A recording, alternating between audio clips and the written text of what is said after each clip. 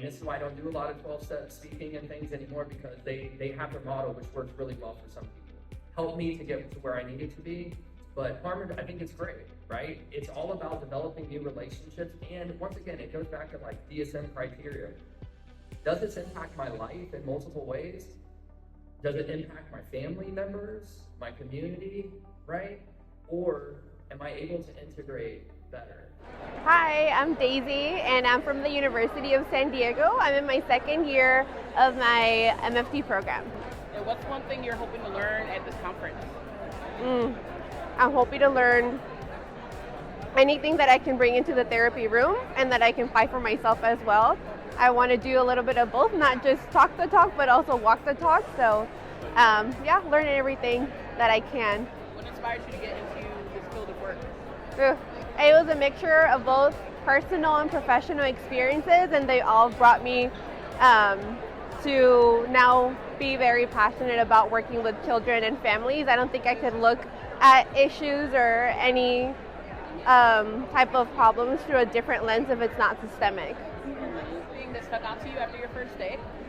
Yes, I actually noticed a pattern, and this is going to sound a bit cheesy, but I think the pattern that stood out to me was love.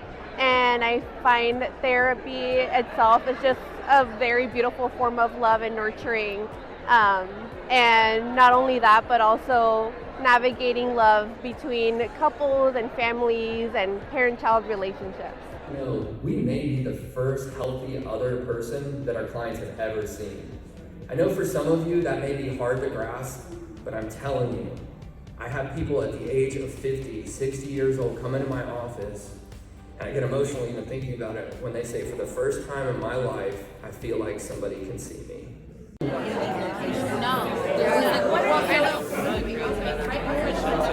Okay, I'm Darby Lastra. I go to Align International in Irvine. Yay! Always loved helping people. I think I just have that presence where people like to talk to me and I enjoy listening. So that's pretty much what sums it all up.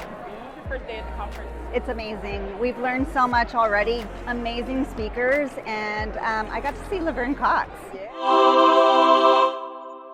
Was there anything from the conference that you feel like you're going to take with you during your career, your journey?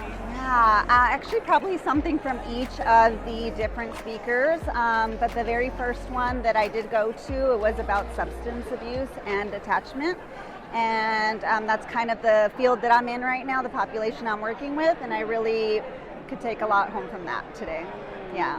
And what are you looking forward to at the end of this week or during this conference time?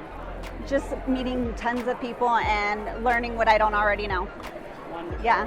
Thank you so much. Do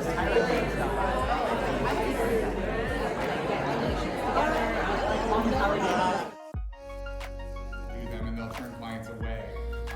And I'm also curious from anyone who has done a letter, once you've done one, you're like, oh, that's so easy. Our role, so we are the therapists, we're not the surgeon, we're not the endocrinologist, what have you.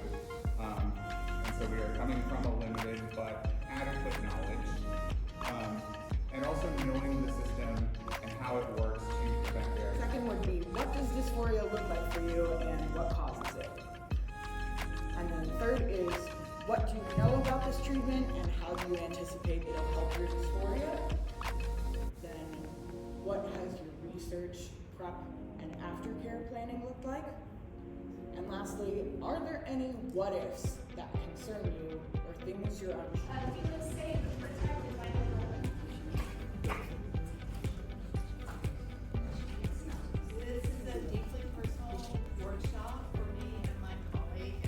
I'm Claudine Lucena, and I'm originally from Austin, Texas, and I'm in Syracuse, New York, studying in the Syracuse University PhD program.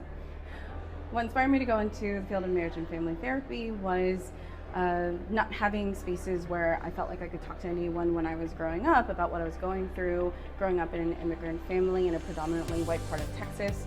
And once I learned more about specifically marriage and family therapy, I really loved how focused it was on relationships and systems, and not just family systems, but also larger systems. And so being able to be in a field that cared not just about the individual was something that not only appealed to me, but also felt like something that culturally speaking already, like systemic thinking already felt like something that made sense based on the values I was raised with and the family dynamics that I was also raised with. At this conference, honestly, just anything new. I feel like I'm someone that when I'm interested in something, I pursue training and I want to learn more. And so anytime that I'm introduced to something that I haven't thought of or in a specific way, or something that I haven't really had an interest in from myself, to me, I think all of it is helpful as a therapist. And so anything that I haven't learned before